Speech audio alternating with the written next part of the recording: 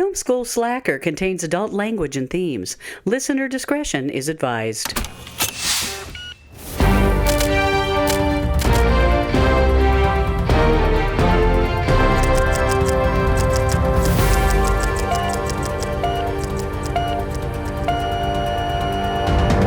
Hello and welcome to Film School Slacker, the podcast where I go through my ever-growing watch list of films, which I think is just back under 200 again because we watched a couple of the ones that we weren't before, but we're hovering around the 200 mark. And with me, as always, is my friend Megan. Hey, that's me. And we have a special guest this week. Special guest alert. We got our need a little friend, sound effect. I know. I'll figure it out. This is our friend Mitch. Hey, gang. How we doing?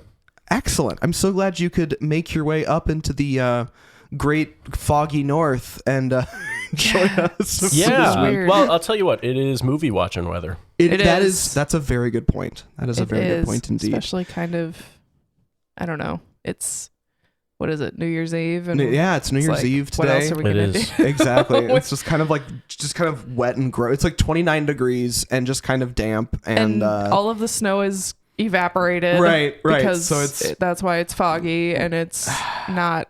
I don't know. Yeah, the weather is weird. Dirty dregs of snow. Yeah. Not too exciting. So we decided that today was going to be a fun day to all chill out and watch a movie. And this week we are watching Oh Brother, Where Art Thou? Oh Brother, Where Art Thou? From 2000, rated PG-13, 1 hour 47 minutes long. Oh, short. I know. I thought it was longer. I know. Like in my memory as a kid, it's longer. But I guess, I've watched it a couple times as an adult because it's good. But like, I just haven't. Anyway, starring George Clooney, John Turturro, Tim Blake Nelson, John Goodman, Holly Hunter, among many others. Directed by Joel and Ethan Coen, our homegrown director boys from St. Louis Park. Story by Homer, based off the epic poem The Odyssey, right. But also written by Joel and Ethan Coen. Nice. So, yeah. I have seen little clips of this film, like little bits on the internet. Yeah. So like specifically the bit where they record Man of Constant Sorrow, like in the can thing. No doubt. I have seen that scene, but basically nothing else. And one of the reasons that I had reached out to you, Mitch, about this was you recorded a cover of Man of Constant Sorrow at some point in time. I don't remember when. That was years ago. Probably 10 years ago. But that was the first time I had heard the song was when you did it. Oh, that's interesting. And I knew that you knew the movie, and then I was like, by the way. Yeah. And I've never actually seen this movie. I'm sure we'll get into this later, but the music in this film is incredible. Outrageous. Yeah. Well, and so on that note, can I give us a little bit of your relationship to this film? Without too many spoilers, but...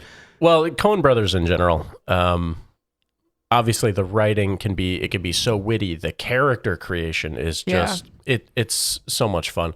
And so when you combine that with sort of the template of a story like, the Odyssey as a background, it's just a recipe for something cool. Yeah. And then you throw it into an interesting setting like this film has, an interesting time period, and it's great. Yeah. I love this film. Yeah. It's super fun. Yeah. I love this movie. I just, I don't know. I've always had a thing for like updated or twisted classic stories, you know, like, I love that it's become more of a thing in the last several years, especially in the literary community, but we don't need to get into that. Sarah J. Maas, I know what you're about. But yeah, just like this with the Odyssey as a framework and how they hit the beats, the major points of the Odyssey in the setting that they're going for, which is kind of like a cool Southern, almost a little bit Southern Gothic. Sure. Yeah, definitely. But like during the Depression era, so it's really cool. And so you have like this societal context, and then you have the underlying story. Yeah, the underlying story. I love how creatively they kind of mesh those together. To see all those story beats hit in an hour and 45 minutes. Yeah. It's quick. That's shocking that it moves that quick fast. pace, yeah. Okay. It's really fast paced, and there's they're able to do a lot of great world building in that hour and 45 minutes. Yeah. Yeah, no, I'm excited. I'm excited to get everyone's takes on this. And I think with that being said, I think let's roll the tape. Let's get into it. Let's do it.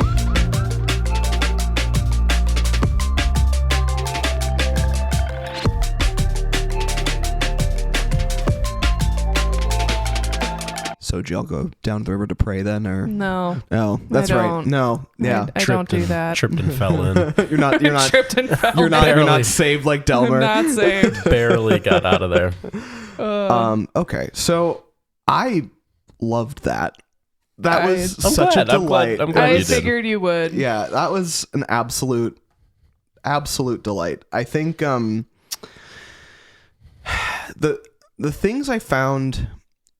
We kind of talked about this before we started it. It's the fact they got a lot of movie crammed into the time frame. Yeah. Like that was kind of shocking to me that they got so much in. Like you got like everything from the very beginning where they first escape all the way, and even the opening credits was like part of the movie with the escape scene happening kind of over the stuff, and all the way through all these plot points happening on this very, very kind of condensed span of time. It did not feel like a short movie, and not in a bad way. Yeah. It just felt like they got a lot of story. Just a lot of story building. Yeah, it was good. It was good story crafting. I know, Mitch, you and I were talking yesterday about another director who I have never seen a movie of, which is Quentin Tarantino. Right. And, we were talking about how you don't like Pulp Fiction, really. Like it's not your vibe. Yeah, doesn't click. Doesn't stroke your No. fun zones. Right. Done.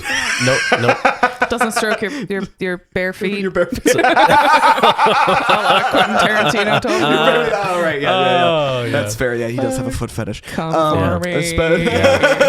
All they you come. Watch Tarantinos. out. I don't care. I've really no, only ever seen Pulp Fiction, I think. Okay. It And is- Inglourious Bastards. I watched that a lot. Yeah. In my opinion, it's the worst of his films.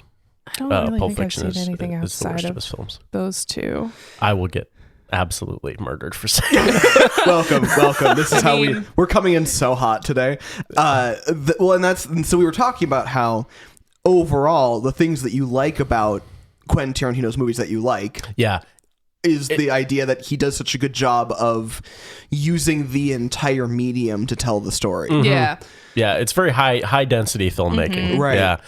There's nothing in they're very well trimmed. There's nothing in there that's not in there for a reason. Yeah. And Coen brothers tend to work the same way. Right. Yeah. The high density, super high auteur kind of Yup. style. And so you have to be paying attention because they use the entire, scope of what can be controlled in the movie to tell the story. But yeah, it was awesome. But And that's actually what led to the color grading of this that's movie. on my note. that is on my notes. Could do a whole podcast series just on Oh my color God. grading. It's We could. wild. Yeah. Okay. So I'm gonna jump into my notes and we will get to some of these points. I think. As happened with White Christmas, I realized that I'm like, ooh, I should be taking more notes because I kept just watching the damn movie. I was like, hard to look away. Stuff. It's beautiful. It's that Yeah. high density. Yeah, you can't film. just You like, can't really like, oh shit, not pay attention unless you've seen it right 100 times. Right. And even then, you still find new stuff. So we watched with subtitles on. Yeah. There were probably 15 jokes I missed. Oh yeah. In all I've the never times seen- I've seen yeah. this that I just never caught until today. I generally don't usually watch movies with subtitles just overall, but with this podcast, more and more I've been leaving them on. I need subtitles. And I know you're a pro subtitle person. Yeah, which I love subtitles. Which is understandable considering that is like your bread and butter is like what people are saying. Yeah. That's so fair. that makes sense that you like would like to have a good understanding of that. But all for me, it's like if I'm trying to take in a movie and talk somewhat eloquently about it later, I'm like, I need to know what they're saying much more. Well, the proof's in the pudding. I missed out on so much all these years. Same. Great dialogue. Do you have like a good example of that? I don't know. Part of it's just because of the accents too. Mm-hmm. Yeah. But there were so many just little quips, and even like they would intentionally mispronounce a word. Yeah. And it's so funny. Yeah. And it was just right over my head. Yeah, I hadn't just seen that it before. never clicked before. And then when you see it spelled out, it when this movie, because there's so much dialogue and on this people talking over each other, it really helped to just have a little definition. So I got a lot more out of it this time. Subtitles for the win. Subtitles for the win. Yeah, this was a good one for it. Nice. Yeah. So jumping into the notes, I loved, so in one of the first shots as it opened up, it was that big wide panning shot into the scene, into the scene. Gang. Yeah. I love when a panning shot is a little shaky. Yeah. Like just like a little bit shaky. Because so often now they're just like perfect, smooth, digitally controlled, CG, kind of panning shots. And this one was like, you could tell it was like on a dolly, like sitting somewhere in the middle of a windy, windswept wetlands or whatever. And you could tell it was a little bit like that. And then the opening credits, they went kind of halfway into the silent film area title cards thing, which was really cool. And then opening up with the, what song was it that they opened up with? Why can't I think of it? Well, it goes into, after the sort of Chain Gang song, goes into Big Rock Candy Mountain. Big Rock Candy Mountain, yes. And it's very, the recording is very scratchy and of a time, kind of distressed. Yeah. So that gives you a feeling immediately. And that was great. And the Chain Gang song at the top was actually a recording of a Chain Gang from the 30s. Really? Oh, cool. That's cool. That they put in. And so was that lip syncing on set then? Yeah. Oh, that's cool. Wow, I didn't know that they would have a recording of that. I don't know if it was that song or the one towards the end where they actually tracked down one of the guys on the recording and paid him like $20,000. Really? Because this was, 99, 2000, so he would have been in his 80s, 90s. Yeah. So, wow. Yeah. That's cool. Yeah, it would have been in his 80s because it would have been like the late 80s, early 90s, and they made that reference. When that's so wild. Oh, man. 84 years I'll be 84 years old. I'll only be 82. I'll be 82. That's still fucking old, Delmer. Delmer, sweet summer child. Endless hopefulness and optimism of Delmar. So, and that's one of the things that I was curious about with this film right away off the bat was we all, like, it's very clearly doing the... how do I say this the best way? It's very clearly a characterization of like an over-exaggerated caricature of people, of a location, of a group of people, of a dialect, of everything. Like Fargo, it's the same deal. For it's sure. like this over-the-top thing, and I was always curious to see how that would play. It's like they're leaning deep into an specific accent. The Southern, these guys are idiots. Like, I want to know how that would play, and I guess I would have to ask someone from the South to know how they would feel about it. It's like someone from Mississippi. How do you feel about "Oh Brother, Where Art Thou"? Yeah. But for me, it was a lot more it's a lot more positive or a lot more optimistic or not. It doesn't feel like it doesn't feel like it's in bad faith. Yeah, they're not. Right. They did a good job of not making it feel like it was in bad faith. They're not pointing and laughing and saying, "Ha ha ha! These idiots are being idiots," and they're in the South. Well, damn it! Now, I know. I'm sorry. Now I'm trying to find the word.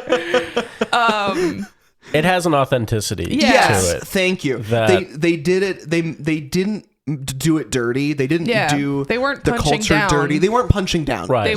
They were kind of not. I mean, they were kind of celebrating it. Yeah. Yeah, they were celebrating that the people were the people. Like, and kind of the camaraderie between these three guys. Yeah. Was more of the focus rather than the fact that two of them are rather dumb and the third one's still kind of dumb. Pretty dumb. Yeah. Good. Thank you for understanding what I was trying to, because I was struggling to say it. You're welcome. Immediately the physical comedy is there with the three of them stuck together, and then on the train they get like pulled back off. Like, that is a really funny bit to show, and it was really well edited. Like, the showing that sequence of them falling, and you'd be like, "Oh fuck, he's gonna go! He's gonna get sucked off the train." Coming, and it's just the three guys sitting just like staring at them in the train. Like, it was just perfection. Yeah, no, you're right. And, this is the era of the Three Stooges and all the great slapstick comedians. And so, yeah, that is totally in line with that. And a matter of fact, I wanted to find out what in the scene in the theater where they're watching that picture show. I read something about that on the IMDb trivia. Okay, because for a brief minute, one of the guys they show, I want to say he looked like Ted Healy, who was, I think, one of the OG Stooges managers. It was a Three Stooges movie, but I can't remember. I know that's not an accident. So they must have been sitting there thinking, they definitely had their own Three Stooges. Yeah. I think you can keep... so the film playing in the movie theater is Mert and Marge, which featured Eddie Foy Jr., Ted Healy, and the Three Stooges. Cool. Wow. Cool. That is cool. That's a great call out. That is very cool. Yeah. So the physical comedy, immediately that was a thing. I'm like, this is going to be an ongoing bit, and it was. A lot of physicality, especially with our three main leads, which was pretty cool. My next note just says fucking Tim Blake Nelson. Yeah, isn't he great? He is so fucking funny. He is effortlessly, and he's got range. He does. Like, I've seen him in other stuff, and he's just I love that he didn't know that they wanted him in the movie. Right. When they gave him the script. He thought they wanted their advice because he was a classics major. I love that so much. I'm just like, that's perfect. You're cast. It's really funny. Yeah, he can just with like a look in his eye, he can make you just crack up. It's like he knows how to use his face for funny. Like it's a gift. It's a gift. Yeah, he's just natural. And everywhere I've seen him, he's been like that. My introduction to Tim Blake Nelson, weirdly enough, was the movie Holes. Yeah, yep, same. Yeah. Thank you. We're all clearly there are no unique experiences. So Joel Cohen actually said, this is a Three Stooges movie in a lot of ways. No way. And he also called it the Lawrence of Arabia of hayseed movies. Wow. How many hayseed movies are there? I guess there's enough to have one that's the Lawrence of Arabia of them. Well, if there's only one, you could call it you could call it the I don't know, the room of the room of hayseed movies. I think I'd like to make that one. Oh my god, that would be something. We wouldn't should it? make the room. We should make them. Yeah. Oh god. I don't think the problem with that is you can't try to make it. No, you can never try. You gotta try really hard and then fail. Yeah. Right. Incredibly. So we just have to. You have to completely misunderstand. Right. We have to completely commit to the wrong bit. Yes. Yeah. Yeah. Well, I have no idea what they mean by hayseed movies, so that's a good start. Yeah, that's fair. I think we should. Okay, let's workshop that. Well, like a hayseed is, just sort of a Like yokel. a yokel, right? Yeah. So like a movie about just yokels doing yokel things, I guess. Yokel shit. Yokelin. That's the name of it. Yokelin. Oh my god. I have no name. What is that? What was that? Who said that? That was the blind guy who was supposed to be the Oracle at the beginning. Yes, right. He was great. On the two-person train thing. Yeah, what do they call those things? I have no idea. Okay, no, I need to know. Hold on. Yeah, the Oracle. Yeah. Yeah. Do not see hand car. Hand car. Yes, the hand car. And there's there's so many of them. That's so okay. Get me off Wikipedia. Yeah, let's get off Wikipedia. Okay. Close it. Close it. There we go. Shut it down. Whew, you guys know me too well. Okay, good. So anyway, the hand car guy, Oracle guy on the hand car. I love that they show somebody on the hand car at the very end. Mm-hmm. Yeah, that's the same guy. Yeah. Is it confirmed to be the same guy as he goes by? It's his voice for sure. It's his voice, yeah. I just love the railroad being a timeline. Like there is a path and the railroad is moving along. This is one of the things I really liked about, like, from the very beginning, it sets the scene really well. Like they interact with this guy and he's talking to them. They're kind of on this thing and then they get off and that he's like, that's the timeline is still moving. Yeah. The time is still moving through and they're gonna find their way through a different way. Like it's just an interesting. I don't know. I liked the symbology of the the train guy, the guy in the train, the Oracle cutting through time on the railroad. Yeah. It was just a cool feeling. But I basically said the symbolism of the railroad seems to be tied with destiny. Yeah. Which makes a lot of sense. Yeah. So that was kind of fun. I wrote this right away. I was just basically like, so George Clooney's gonna have this whole hair thing for the whole movie, isn't he? Yes. He leans into it hard. Oh yeah. And I love that you can tell like the character's kind of bravado that he has, his fake intellectualist kind of thing is all like it is entirely living in his hair. Like because it seems like his entire identity is based on the fact that he knows that his hair looks okay. Yeah. In the way that he expects it to look. And like that is the thing that only thing he can control.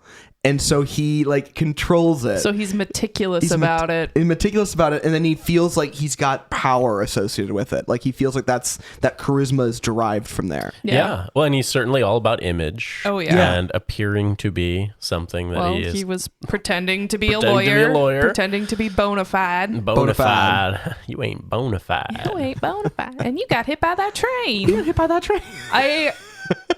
I love that he has like 7 daughters. I know. And they're all under the age of 10. Like, how is that even possible? Oh, man. Well, when a mommy and a daddy. Nope. Just feel like I should just feel bad for Holly Hunter. You know, she gets to doink George Clooney, so. Yeah. Yeah. I mean, he probably just reeks.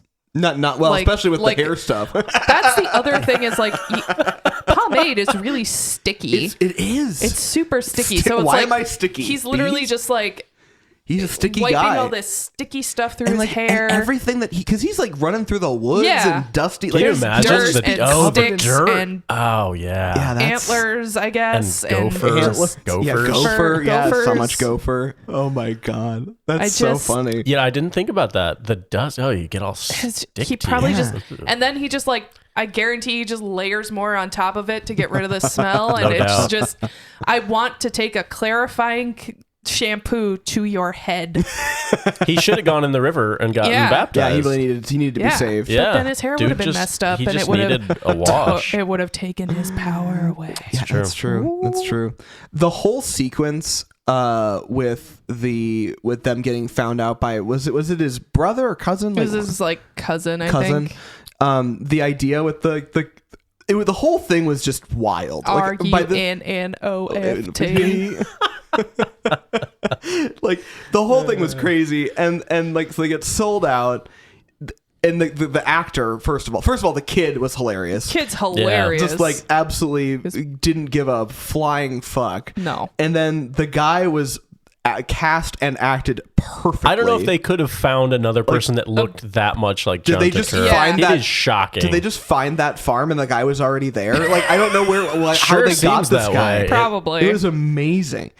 It's just the whole thing. Then they get found out, and then the kid just fucking blasts through with the car, and the detail of the brick strapped to his foot. Did you notice the phone books or like the catalogs? Oh, on the bottom of the seat. He was sitting on like a couple the Ward's catalog. Right. Oh my god, it's so good. And that's the kind of Coen Brothers detail that's what keeps me coming back. It's so rich in detail and. God, is it fun? That was so fun. Unbelievably fun.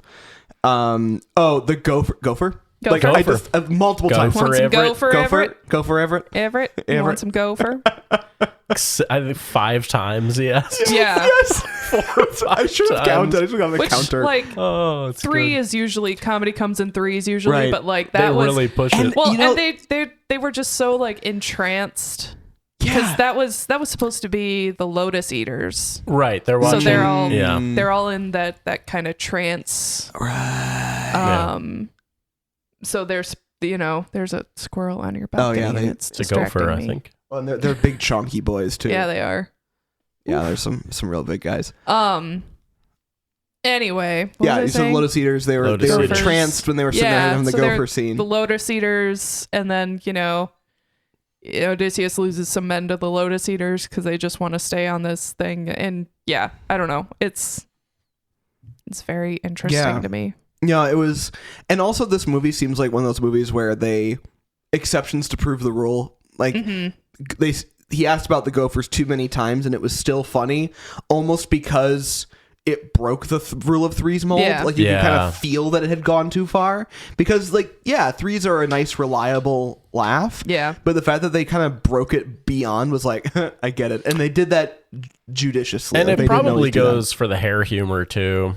I mean, he wakes up saying, "Oh, my hair!" At least 2 times. Yeah, at least twice. They keep coming. The whole movie. Don't stop. It don't stop. I'm a Dapper Dan man. Well, and then even at the very end, where they with the dam breaks, right, and they're like floating on. There's so much of the Dapper Dan. Oh my god! Ointment, he has a whole cabinet of that shit. Them. It's so funny. Like it's never not a thing. It's just like a well remembered. Like it comes back every single time. I would love one of those tins. By the way, I'm sure somebody out there has somewhere you can buy those. They must have made 1,000 of them. Oh yeah. But so back to the same point with the Lotus Eaters baptizing thing. I literally wrote down just like the let's go down the river to pray thing. Like I got goosebumps. Yeah. Like it's such a well recorded, well performed piece that you understand why they're pulled in. And they I don't know if you guys noticed this. I'm skipping ahead a little bit to the sirens. Yep. But whenever each siren would have, like a close up or a medium shot on just her, you could hear that part of the melody or of the harmonies. Yeah. Specifically hers. You could see. It's boosted just a little bit. Now, I don't know. I think they kind of did that in the down to the river scene. Okay. I believe so. You could kind of pick out individuals. Now, I will say, but since it was such human beings, is it confirmed in like trivia that they did that? Because there's a weird thing that human beings do, where if we can read somebody's lips, we associate that automatically can extract a voice from a crowd. It seemed pretty clear to me that it had been like you said with the individual like the close-ups of Tim Blake Nelson going like smiling, getting his face smushed around. And they probably did, they probably did. But it's just interesting. But maybe with Let's Go Down the River to Pray, that might have just been like a trick of your own. Could be. Yeah. Because it's weird, just like audio and being referenced to what you can see and how your ears can pinpoint things like that, and also how you can white balance yourself.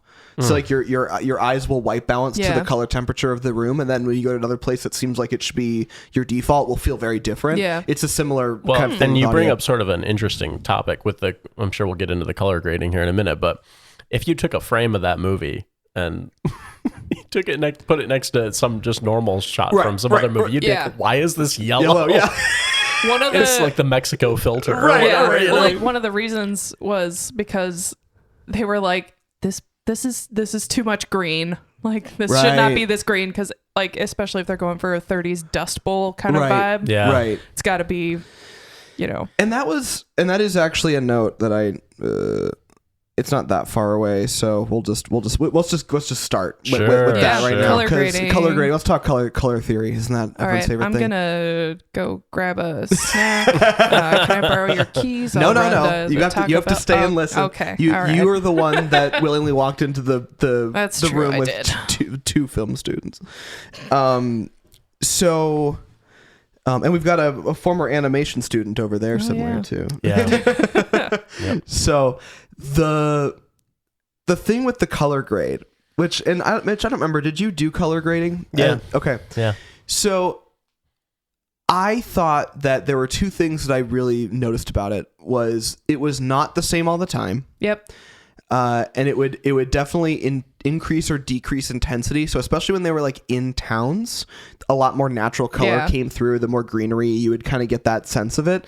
But once they were out in the wherever, it would get that really weird washed out yellow, and you could. And I think the sense of warmth, I think, was one of the biggest things where it's like that. If any of y'all have ever been to the American southeast, in like summer, as you've done, and I'm sure, steamy. It's just hot in a way that you can't. Walk outside and you're wet. Like I feel like how John Goodman looked the whole time I'm in this. Man. Like just like just you know, drenched. You just feel like you gotta be You're just drenched. always He's got sweating. like Drenched turkey, and- like and beating turkey up leg George Clooney grease with a all tree. over himself. Yeah. Yeah. Oh god. It's interesting because when I think about times I spent down in the South in the summertime as a kid or whatever, that's how it looks in my memory. Right? It looks like that, and I'm sure it that didn't. sticky Yeah, yellow. but it feels like everything was that dry, It's like dusty you're in an easy yellow bake color. oven. Yeah, yeah. It's like an easy bake oven in there. And then the other thing that's crazy is the one thing I thought they did really well was shot for night scenes. Yeah, Because I think some of it well. was day to night conversion. I think a lot of it must have been to a certain degree, or they would do dusk and then stop it down for night. Yeah. But the way that they did the blue hues and made it look like moonlight, that had to have been relying quite a bit on color grade, and it was phenomenal. Yeah. Like, it was just really like, I didn't even think about it, because day to night is one of those things that you notice the bad ones really dramatically, like where you're like, this was shot in day, like you can tell it's just Was blue. this shot at noon? Right, like it just looks incredibly In Arizona? wrong. Right. but their evening shots for color were really good. Those were kind of the main things. I was surprised at how much I didn't hate, because generally I don't like like you said, the Mexico the Mexico filter for CSI Miami or whatever. Like I feel like it was very apropos for this film, and it didn't pull me out of it. Even though at first I was like, oh, this is yellow. It's pretty outrageous. Yeah, it's outrageous. But they really lean into it, and I think because they lean into it so hard, you just kind of go along with it. Yeah. I would love to know if because I believe this was one of the first films to get like full length color grading, like digitally done. Yeah, is my understanding. This was one of the first to do full digital color correction on a film movie. Sure. Because they tried a bunch of, like, they tried to do it with filters. like a physical process, and then they tried like a couple chemical processes that you could do to the actual film.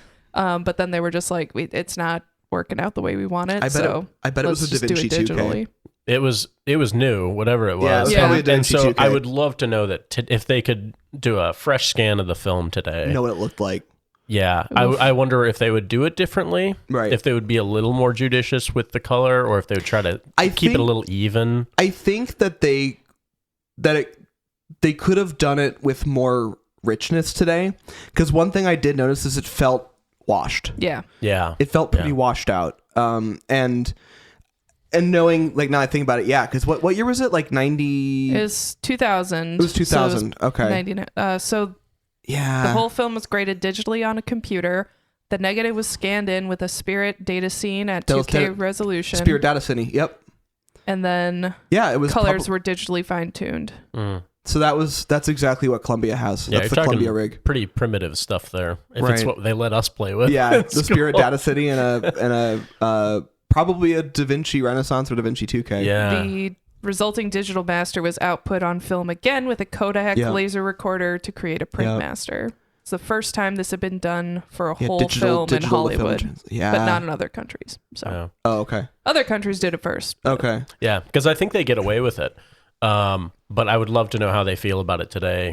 Right. If they're like, I would kind of wish we could take a whack at that again with modern tech. Yeah. Right. If they'd be able to get something a little more consistent. Again, it doesn't bother me because I think it works. But the Spirit data cities did not have an especially sophisticated capture system. So like today with like Syntech and like new I'm sorry, we're gonna go post production. They're getting it's happening. real It's happening. Oh god, they're taking on their final forms. Literally, so like the older. Did you play with the data city? The Spirit no, data I city? wasn't. Okay. I wasn't that special. No, that was just Color 2, I guess, that did that. Which why not? I guess. But we did that for Color 2. But those basically the way they worked is you strung up a 35 millimeter roll onto the data city. You would kind of lock it into the DaVinci 2K. You would run your initial grade through DaVinci 2K as you're pulling it off of the data cine, and the way that it would work is it would scan it to some sort of intermediary, probably Avid format. And so it didn't have a lot of, it was just whatever, it was probably like a 10-bit file, maybe, if you were lucky. So there wasn't it wasn't bad, but it was good for, 10 1080p video. That was about what they scanned it. That was 2K, so it was a little bit wider than 1080p. And they scan it in, and then they just ran the grade layered on top of this file. They didn't have a lot of like raw pixel data to deal with. And so that was probably why it ended up a little bit washed out. Whereas now, if you use a newer scanning system, they do frame by frame and quickly, and they end up being like more of a raw format, and you can get a lot more resolution out of each frame because you're kind of handling it like it's a bunch of negatives, like it's handled like raw video. And so I would be very curious to know how that works, because I would love to play with the new, like, I think it's called Sintel. I can't remember. No, Sintel, I think. It was purchased by Blackmagic Design a while back, and those can do the higher res scans. They're like $30,000, which in the world of that's is a nothing. drop in the bucket. Spirit Data City, just over $1 million. Good for one of those. Yeah. Sorry that I'm back. No, that was good. That was good. That's some good stuff there, Ian. Yeah. My other favorite was Sold Your Soul. I wasn't using it. I wasn't using it. I wasn't using it. Such a great line. Like, what do I do with it? Yeah. Like, what am I doing with it? I'm not using so it. Good. And I love that I got to make money. I'm going to play this guitar instead. They just kind of accepted it at face value. Yeah. And you do realize that he's actually really good at guitar. Yeah. So I get maybe he did sell a Soul to the Devil. Who's if to it say? works. Yeah, and in fact, so his name is Chris Thomas King, and I had come across him in a book about Delta blues history. And he is, I want to speak out of turn here. I believe he is a sort of an archivist of early blues music. Cool. Are you talking about the guy that played the guitar for the him? guy who plays the character Tommy Johnson? Oh, okay. The actual guy actually played guitar. Yeah. So aside from being a musician and I believe like a rapper too. Yeah. He's just generally he's very very talented musician. I'll just be here being terrible at everything. It is something else, isn't it? Best friends. Bink. He has quite a history of collecting black music, which is so he's just an interesting dude. I'm sure that's really how he got wrapped up in that. They're like, well, this is kind of the perfect guy. He seemed pretty young when he was doing that. Yeah, he's so maybe fairly young guy. Maybe it's I don't know. Yeah, that's cool. Born in 1962. Oh, really? So I guess at the time that came out, he was 30. Yeah, like late 30s. 30. Okay, wow, that's about right. He did look pretty young. Yeah. Jesus. One album of the year. Maybe for a Grammy. Maybe he did sell his soul to the devil. Right? That's June 2021. His book "The Blues: The Authentic Narrative of My Music and Culture" was published by Chicago Review Press. Oh, cool. That's awesome. All right. Interesting guy. The more you know. Yeah. Super interesting. He still looks very young. I'm sure. Yeah. He's like, just got one of those Ralph Macchio energy. One of those phases. Ralph Macchio energy. I love, so when we talked about this a little bit already, but George Clooney playing the intelligent one, like that whole like saying, there's something really funny to me about because I feel like we all see it in other people in our lives and also feel like we're also doing it ourselves all the time. The verbose. Yeah, like trying to sound, braggadocio. trying to be smart sounding, but the second you listen, you're like, oh, okay. Oh, I sound like an idiot. Yeah, it's so good. It's even worse when you have a podcast. I know. So much worse. And he does such a good job. Like he really like George Clooney nails that. Like he has it down. Not saying that he's an idiot and no, but he completely melts into that role. Yeah. So I believe it 100%. There was another piece of trivia that I wanted to share. Can you guys hear me drinking water? I drink a little water. bit. Oh, great. Okay. Just slate slurping. Just small slurps. Everyone likes a good slurp in their ears, right? Don't cut that. Don't cut that. Leave that. That's not my kink, but go for it. Oh, come on. It was really cute. 10-hour loop of Ian slurping. So I can fall asleep more easily. It's the only way I can sleep now is just hearing slurping. So George Clooney, upon reading the script, did not immediately understand his character, and so sent the script to his uncle Jack, a tobacco farmer who lived in Kentucky. Oh my God. He's from Kentucky, George Clooney. Yeah, I guess I Right. did know that, but And asked him to read the entire script into a tape recorder. no. Unknown to Clooney, in his recording, Jack, a devout Baptist, omitted all instances of the word damn and hell from the Coen script, which only became known to Clooney after the directors pointed this out to him in the middle of shooting. That's funny. Wow, because the dam is kind of a huge part Yeah. of the plot too. Oh Jack my had God. never been on a plane before flying in for the premiere. Oh, that's so cute. I know. That is Isn't wild. that cute? That's great. Picture him flying in on like a crop duster or Right. something. Yeah. Just like directly to the premiere, like lands his little prop plane. Yeah. Oh my God. You ain't but- no. Yeah. What that tells me is that George Clooney memorized his lines by listening to the listening to it. recording of his Uncle Jack. 100% he did. Yeah, That's actually makes a a lot brilliant of way to sense. do it too. Oh yeah, no, was it Janet who always suggested Oh yeah. Read your yourself parts into to the your tape like, a recorder voice memo or something and listen to it back. and listen to it back to That help is you good advice. Yeah. memorize. The other thing that Janet can do that I still don't understand is she can do the prompt reading. Have you ever seen that? So like she'll walk in. She's a professional voice actress, and she actually does the intro for the podcast, the disclaimer at the beginning. Yeah. That's her voice. Oh, see, She's my awesome. my dumbass thought that was AI. So that's how good she is. She's super good. I was Yeah. like, wow, that is like a perfect. Yeah, That's a read. perfect. no, that's Wow. it's a perfect read because it's It's- a pro yeah, writer. Incredible. She's Yeah. been doing it For so longer long. than we've been alive. Yep. Fuck Yep. AI. Fuck AI. Fuck AI. Yeah, I think that's understandable. Especially the generative shit, like the. Yeah. Yeah.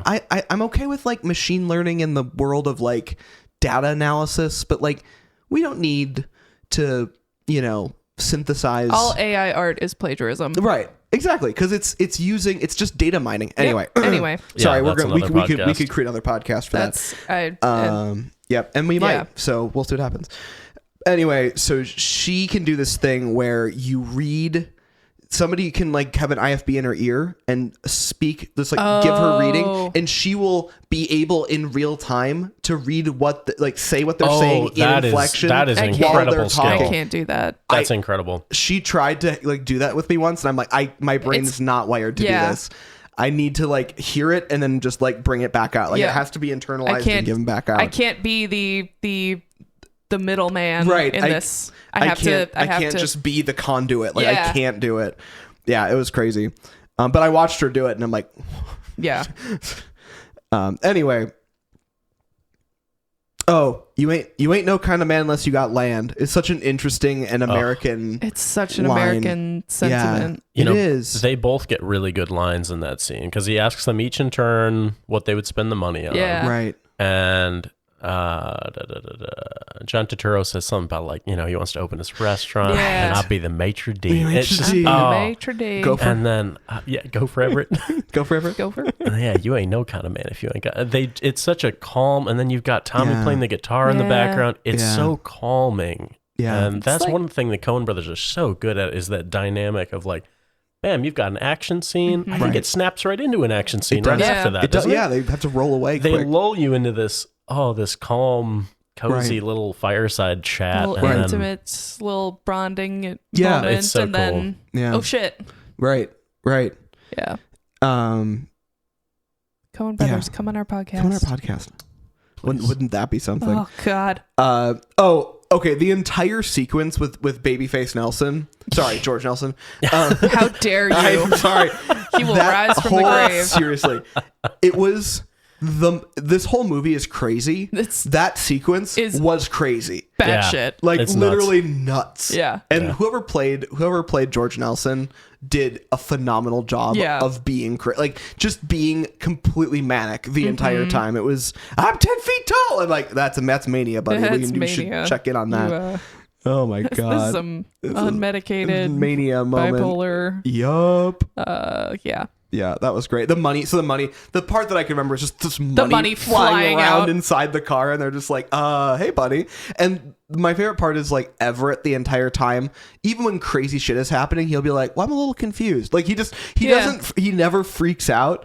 I find this to be such a fun thing in my real life too, is I always enjoy people who work really hard to not be flummoxed. Do you know what I mean? Like Yeah. the people that are able to just be like, something crazy is happening, and they'll be like, that isn't great, is it? Well, Like, yeah. okay. One of my favorites was and I feel like, Mitch, you're a person that's like this, where you're slow to, like, it takes a lot to get you there. You can get really riled up if you get to that point, but it takes a long time. Yeah.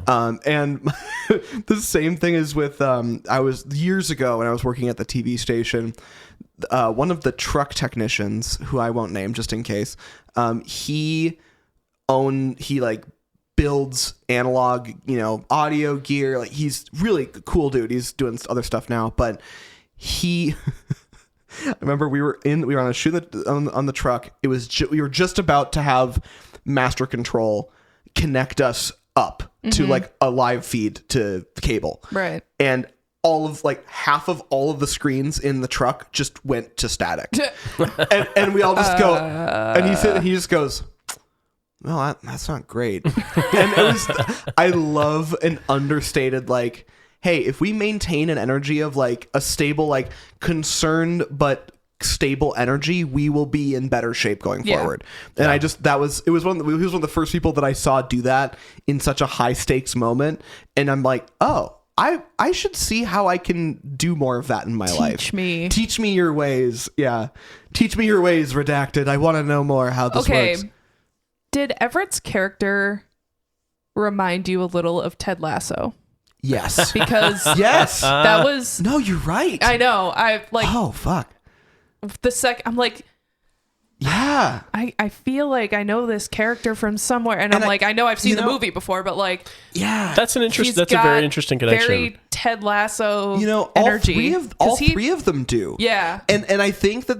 And I was trying to write this down, but I never really got around to writing it in a way that would make sense. But now that you've brought it up, there's this element of like, the joke is that they're idiots, right? Yeah. But they're stooges. Yes. Yeah. But the Three Stooges actually don't say anything, right? They're very just like physical. It's they more do, but slapstick. It's slapstick. It would work without dialogue. Right. Yeah. Exactly. Yeah. And with these guys, you think about it right away, be like, oh, they're idiots. But because they're naive, it's more naive. Yeah. It's the naivety of the character, not idiocy, because they really think about stuff. Yeah. It's the joke where it's like, and especially Dahmer was the one that is it Delmer was the yes, Delmer was the one that was the dumbest one, but he would think so hard and so carefully about the worldview that he could see. Yeah. And it was often and I wish I had a good example of it, but his friend goes missing, just his clothes, and they're laid out like he was laying there, and then he sees movement in the chest, and he's like, oh god, that's his heart. Right. And then it turns out to be a little toad, and he's like, there's a toad in his clothes that must be him. And those women were sirens and witches, and they must have just turned him into a horny toad. Right. A horny toad. Right. Yeah, it's exactly. It's such a great line. It was great. But he thinks his worldview is very skewed. Like his conclusions and logic is weird, but he also genuinely thinks about stuff. I don't know. It's just an interesting. He's doing his best. He's doing his best. He's doing his best. Okay. Yeah, he just doesn't. He's just not very worldly. You know what? But back to your Ted Lasso analysis. Yeah, if you wrap the two of them up, it's that optimism and the putting on a big smile. Yep. And then it the great has hair. an influence. Yeah, no doubt. He is a Dapper Dan man. He is a Dapper, 100%. Ted Lasso is a Dapper Dan man. Absolutely. Yeah. But that kind of boundless optimism affects people around you. It does. And can kind of get you what you want some of the time. I mean, or help the team out. He'd obviously been getting away with his law practice because he was so eloquent and so charming. Yeah. Right. Yeah. Get the Riz. He's got the Riz. Mm-hmm. The Rizzler. Got him like 7 daughters or whatever. Yeah, clearly. So something's working. Right. Good for him. Oh my god. That poor tired uterus. Oof. Jesus saves, but George Nelson withdraws. Yeah. There's just some great lines like that. Yeah. I love, well, my other favorite, like, low-key joke, like, dialogue joke is no one can say accompanist. Yeah. Yeah. No one Accompany- can... And see, I never got Accompany- that second time around. guitar player. I never picked up on that the second time around, where the guy Yeah. comes and they're trying to find the Soggy Bottom Yeah. Boys. And Yes, he's like, and he couldn't say it. They're the company. Company. it's amazing. So good. So But good. like accompanist. And then is that it is kind Delmar? of the joke that's... But then it's Delmar that says it right. Yeah. Is that... then- Does he? Yeah. Oh, Yeah. it's All except funny. for our accompanist. Accompanist. Yeah. It's, Maybe you just got to put that southern drawl draw on in that there, word. on the word accompanist. Accompanist. Just it'll get through. Just Yeah. It's so push it good. through. Just push it. It's fine. Just shove it out. The sirens thing. Leaving money for pie was cute. That was super cute. Were they literally sirens? What happened with that sequence? Like, I don't really know that I understood what So happened. he explains it later. What they did was, I think they just kind of got them all drunk and loopy. Okay. And then when Pete, when the other two passed out, they took Pete and turned him in for the bounty, which is why he went back to jail. Got it. Okay. They were going to come back for the other two. And they escaped. And they woke up before that And could to me, happen. that says they must have like dragged him or Yeah, something. So it took because all it was three of on them. one rather than... Right. Yeah. Okay. Which I had never thought of too much before, but that makes sense. What I don't understand is, I mean, I guess I'm trying to probably inject too much logic into whatever this Yes. is, but like, he heard them from the road. Like, Yeah. did they know they were coming? Like, I don't know why How did they come up with that plan? Yeah. There's a mysticism. Yeah, Right there's a little magical... Right. It was just Scooby-Doo going for on. one reason or another, that was the scene where I was like, I'm confused. Delmar screams so much. There's a lot of screaming. A lot of just a lot of random bizarre screaming. noises Like, in that and movie. Love their and screams. out of nowhere. Like, just like, Yeah. yeah. God, the look George Clooney gives him. when he's just like... It's Just incredible. He just like realizes there's women. itch. Yeah. Just slowly looks over at So him. funny. Oh my God. Okay. Let us know in chat if you identify as a horny toad. Horny toad. I'm confused, Big Dan. Big Dan T. Yeah, the talk about Cyclops. naive. Yeah. Oof. I'm confused, Big Dan. Delmar gets knocked over the head that's the with thing, a it's just giant like- tree branch. And he's like, huh. What you doing there, bud? What you doing? That? I can't quite figure out why we're doing this. It was so good. Just the Why am I getting Judge Doom energy from that sheriff guy? because that was Yeah, we should the probably, whole point. should probably talk about that. He's wearing the reflective sunglasses. That's a callback to Cool Hand Luke. There was like a sheriff or law figure who wore reflective glasses. And he matches Tommy's description of the devil. Yeah. He's a white man. Walks around with a big Walks old around with a hound. big old hound. The big old hound. So he was sort of the devil kind of character. Oh, wow. That one was a Delta flight over my head. I did not. That's okay. That's why I'm here. Yeah, that's good. And I think it's interesting too that you never see that character other than with his like little henchman. Yeah. It's not. He's he never- doesn't seem to be actually like part of the law, Yeah. so to speak. Right. Well, and especially after he's like, the law? Like, Yeah. This is... Right. That's not what this is. This is not what this is. So he really is sort of a rogue. Yeah. Seems like he's He related is- to he Crowley. is Just the going to devil. do what he wants Yeah. because He is what he is. he's a white man and can get away with it. Interesting. Yeah. Okay. It's interesting. Keep It on the Sunny Side of Life is the Toxic Positivity song. Yeah. He's a suitor. He's a suitor.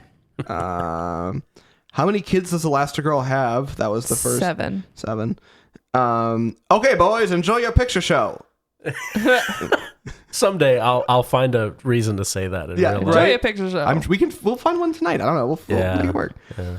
Do not seek the treasure. Do not seek the treasure. It's a well-run campaign. Midgets and broom and whatnot. God, I can't. I couldn't. I kind of do wish it. those two had more screen time. Their little They were- back and their forth. little back Oh, and yeah. forth bits were really They were funny. very... It's great. a little like if Statler and Waldorf were Closeted an old Southern- racist Closeted and Southern. southerner and a small person. Yeah, Yes. little person. Yeah. at the clan cookout. Yeah. Yeah, that was wild. That was a wild scene.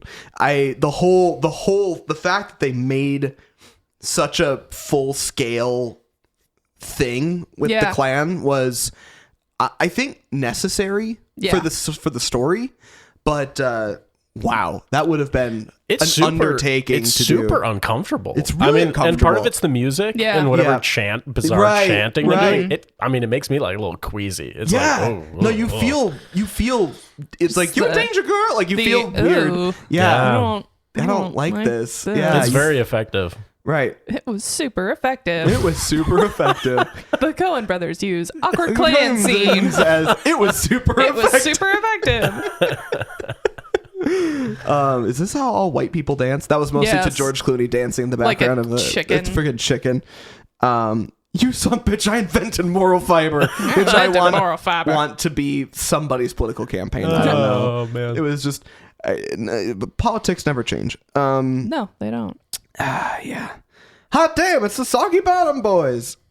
So I want to know where they found that extra. I mean, that guy, he nailed it. He's perfect. Nailed it. He was just like, he's probably like a gas station attendant, like in the town, and they were like, you need to do this. Hot damn, that's the Soggy Bottom Boys. Like the Backstreet Boys came on at the gas station. Yes. He's like, hot damn, it's the Backstreet Boys. They're like, we've got a job for you. Boy, howdy, do we have a job for you. We have a line for you. Yeah. You will get that SAG card. Right. And that's why SAG card. And that's my understanding is they do a lot of local casting. Oh yeah. Well, you'd have to get those faces. You need like the authentic character faces that they are so good at finding. Yeah. They actually, I think I was a junior or sophomore. One of my high school friends' older brothers actually auditioned for a Coen Brothers movie they were shooting around here about like the Minnesota Jewish community. Mm-hmm. Got it. Mm-hmm. I can't remember what it was called now. Yeah, what was that one? Anyway, I could look it up, but I'm too lazy for that. But yeah, they were casting Minneapolis. Yeah, I think that's such a big part of their movies. Oh yeah, is just they just find the right looking people. Perfect people. Right. They really do. And it just gives it that flavor, that seasoning, you know? Yeah, exactly. Seasoning is a good way. Like it's steeped correctly. There's the right, that's good. I'm getting a little hungry. Oh, I know, right? Let's make some food. Opportunity Knox runs up to the stage. I love the incumbent guy being like, I don't have a platform. He's like, do now. Yeah. Wait a second. Got myself a platform. So let's play You Are My Sunshine. It's one of my favorites, Governor. Yeah, you're gonna that's go far. one of my favorites. Ain't you boys? You're gonna be Ain't you boys. You're gonna be my yes man. You're gonna be classic. This is a bit because we said it during. I wrote it down because we said it during the screening. With the they're out there at the little cabin with Judge Doom. And the guys are singing and digging. The Grapefruits are singing and digging. And the dude hits that low note. Yeah. Goes into the little kind of like reverberant. Super below And it was just like, oh, bro, hit the brown note. Hit the brown note. Just like, I gotta go. I need to run to the toilet. That was great. Super cool. Such a cool. And that is a great tie-in to like the way that they weaved music throughout the whole thing. Wove music throughout the whole thing. Weaved or wove? They weaved music. Wove music? I don't know. Woven. Had woven music throughout the whole film. We should probably talk about that. So, yeah, this movie became kind of a phenomenon. The soundtrack album when they put it out outperformed the movie. Yeah, sold 5 million copies. Because that was something that I specifically remember on our old Dell PC. My dad had downloaded an "Oh Brother Where Art Thou" screensaver. Amazing. That played, certain songs or whatever. Yeah. When you hovered over the records or something. Yeah. And it was to the point where it became sort of this Noah's Ark of like traditional music like and American then it made it super accessible for people who had never experienced that vibe before. Like, and that's the big thing is it takes a little slice, a vibe, a feeling, and locks it up really well. I think it's a time capsule. It's a little chunk of a slice of Americana, easily digestible and easy to see. And that actually is a great thing to bring up because that ties us neatly into rating this thing. Yeah. Because that's what we do here. And Mitch, you haven't been here before, so we have a composite rating system where we have four-point rating system that is based off of stars. I was trying to make it sound official. Official sounding. Basically, we have a couple of different categories, and then they're averaged for what I eventually rate it in Letterboxd. Mm-hmm. So we have production design, story, performances, and cultural impact. Great. And they are all equally weighted against each other. So, and they're all out of 5. So let's start at the top with production and design. I think it's a 5 for me. Yeah, it's a 5. And I kind of, Mitch, because you're a person that is of this recording group right now. You are the most versed in production design. Yeah. I kind of want to get just a quick take from you, from production design, and what is your favorite aspect of this film in terms of production design? My favorite, what really screams south in the 30s is the setup where they've got the radio station at that crossroads in the middle of the field. Oh, it's so and good. I don't know if that was a built set or if they adapted something that was there. Right. But they found a few opportunities in this movie to create a little vignette that is just oh my God, this could be a picture brought to life. Right. Yeah. It's American Gothic. They seriously. actually, they reference Eudora Welty's photography a couple times. Really? There was a couple kids carrying ice. That was one of her photos. And then there was another one that I can't remember. I don't know. It might come to me. But I just know that they were so deep in those Depression era photographer. Yeah. The references are so obvious. Yeah. And again, the authenticity. They just did their research. Yeah. Yeah. So for me, the fact that they really dug deep and just said, hey, well, we see this. We see these kids carrying ice. See this little shack. And they just replicated it so well. Really works for me. I think that the camera work and then the color grading, as we mentioned earlier, plays into the production design a lot too. Because as a designer and more often prop maker, I'd be pretty pissed off if I worked my ass off doing specific scenic painting and aging on something, and then they just drained all the color out of it. Yeah, it would piss me off. Yeah, 100%. But it does serve the story really well, and and I'm sure they got over that eventually. Yeah. But it really would have been an asset to anyone designing those sets to just know that, hey, this is all going to get saturated, right? And it's just going to all meld together and look like it is so it's almost sepia kind of, exactly like a photograph. So there are a number of sets there that just they really sell it. And then of course the great little details I mentioned, the Dapper Dan tins and stuff. That they just do a really good job giving it that flavor. Yeah, 100%. So PD 10 all the way. All right, feeling it at a 5. Yeah, exactly. Okay, next is story. I think that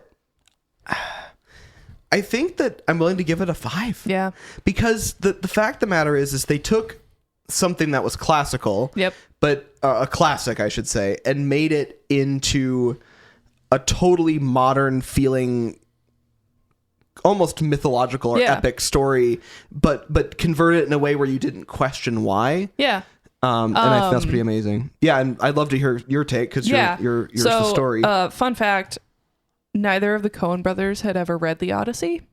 I don't know if that's still true, but it's in the trivia. Okay. Before they wrote this, they just knew it from cultural osmosis. Right. Okay.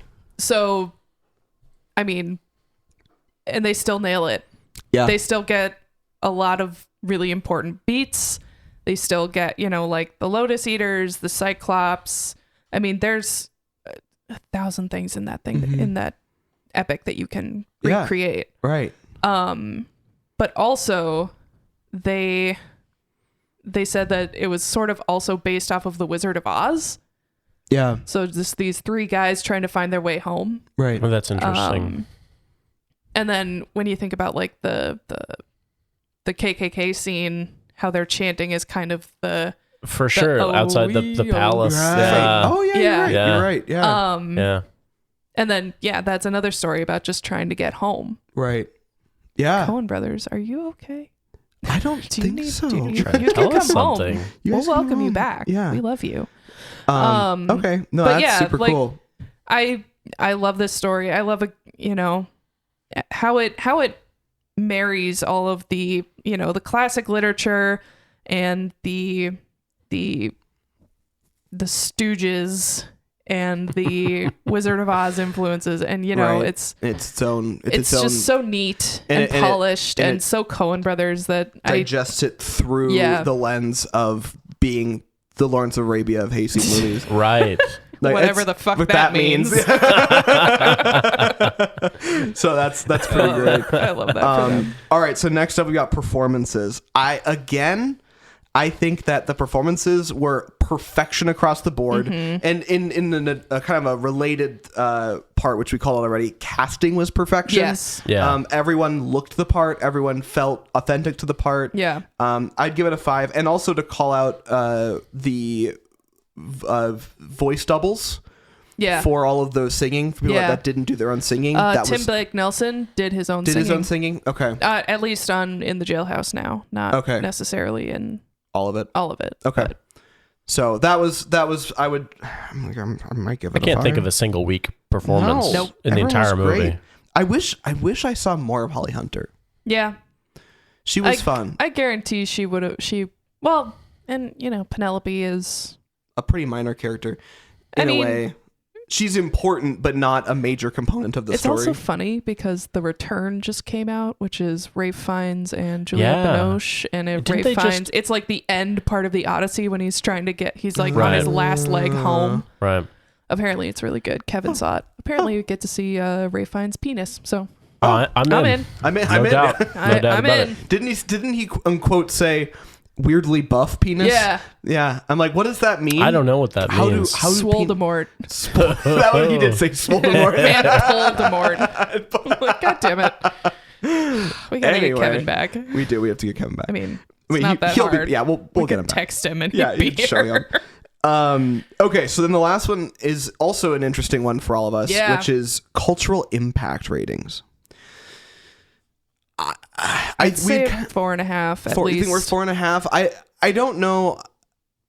I think that you could argue a 5 solely on the importance of what you were talking about before with the soundtrack. Yeah, soundtrack. I was going to say based mostly on the soundtrack and how I guarantee you can draw a line from this movie to like Mumford & Sons popularity and for kind sure. of that whole... Katie was talking to you earlier about, where you started your music journey. This was my introduction to that era of music. Right. It was purely through this movie. When you first started recording music, and I've been very lucky to be along on that journey with you for a long time. This is exactly where you started. Yeah. Everything you recorded really early, was I still have it. Yeah. It was all... half of them were covers of these songs, and literally. I want to say half of the album was the watching this soundtrack. movie was a fascinating journey for me because I got to watch your journey of music production. I'm getting into music and now you're music like, writing. oh, that's okay. Yeah, and I get it. You've since departed more into a little bit newer Americana. Like your Americana has shifted ahead probably about 20 or 30 years in terms of where it sits. It's somewhere between this and 70s rock, and it finds its way in the middle. But seeing this and watching this kind of crystallize, it makes a lot of sense for your sensibilities and kind of aesthetic internally of how you handle music. Yeah, no doubt. And my dream is still to record an album in a little shack in the middle of a field like they do. I mean, it's so, aside from the aesthetic too, it's just... Does it need to be a cornfield? It could be a hayseed field. A hayseed field? Hayseed field. Just a field of yokels. Yokels. Only yokels. As far as the eye can see. Yokels. As far as the eye can see. I think, again, what you said was this was giving people access to this music, which was sort of not really... Well, especially, around the millennium, we had, in pop culture, it was Britney and... Right. We had a very different kind of music you're right. at the time. It must have been so jarring. Right. It had to be. And then suddenly this thing, did it win a Grammy? Or it was nominated for sure for best nominated. soundtrack. It won. I think it won a couple country music awards. Either way, what a shakeup. But yeah, it was for music. It was a crazy I'm looking at out of left field kind of hit. God, it didn't win a lot. That's crazy. Nominee. One British Society of Cinematographers. The movie, you mean? Yeah. It was nominated for a ton. Yeah. And won. Golden Globes, George Clooney won one. Yeah. But Grammys, it won Best Compilation Soundtrack Album. Okay. Nice. Yep. And it won it won Album of the Year. Okay, so like that is insane. Yeah. What? Especially for 2000. Yeah, like you said, Britney, and like suddenly you've got this Suddenly compilation album of like random 20s and 30s and 40s music. Random that like just- hillbilly music that That's amazing. that comes out of nowhere. That's a bizarre thing. So it's just showing that like good music can come from wherever and whenever, and the fact that it got people to see it. And I remember even at the time, people being like, "Oh brother, where art thou?" That is unique and interesting, and it was in the public zeitgeist and has kept that music in the public zeitgeist. Yeah, I think we give it a 5. Yeah. Yeah, I think that's a pretty good logic there. Okay. So That's got to be up there. it is. I mean, it's it is. It's they're up there with All right, Coco so and our top is tied for first with Inside Out, Snowpiercer, and Snowpiercer. yeah, I those are the other two that are. I've never seen Snowpiercer. It's good. It is really good. should And then listen to our episode about it. I will. You should probably watch it first. Yeah, watch it actually, first. because we just spoiled the whole thing. Is but- Chris Evans in that? Yes. Yes, He's got to be really young. he was. He was It's pretty young. pretty early for him. I think it was- no, it was like 2015. Oh, Maybe. Yeah. I think it was mid Captain America yeah. stuff. He was okay. he was in the Okay. height of his So, swole era. Yeah. Swole era. Yeah, and then our top one is Inside Out, Oh Brother Where Art Thou, Snowpiercer, Dirty Dancing, and Coco are our top list. That's Nice. pretty good company. Yeah. God, I love Dirty Dancing. It's a good one. It's so good. It was a good time. All right. Well, heavens. Mitch, thank you so much for joining us. Yes. Thanks for having me. I'm sure this will not be the last that we see of you on this podcast because there's so many movies to get through and so many opinions that I'd like to hear from you. So I'm very excited for that. And anyone else have any closing thoughts before we wrap? I'm good. I'm All just right. going to chicken dance my way out of here. All right. Nice. With the fake With beard. the full Yeah. a fake beard on top of your real beard. Full on. Yeah, exactly. All Do right. it. Well, and with that, this has been Film School Slacker. I'm Ian, I'm Megan. And I'm Mitch. and we will see you next time. Thank you for listening. Thank you for listening to Film School Slacker. Our graphic design is by Mitch Ransdell. Music by Ariel Shalom and Ziv Moran. Voiceover audio provided by Mike D and Janet Paoni. Learn more at filmschoolslacker.com.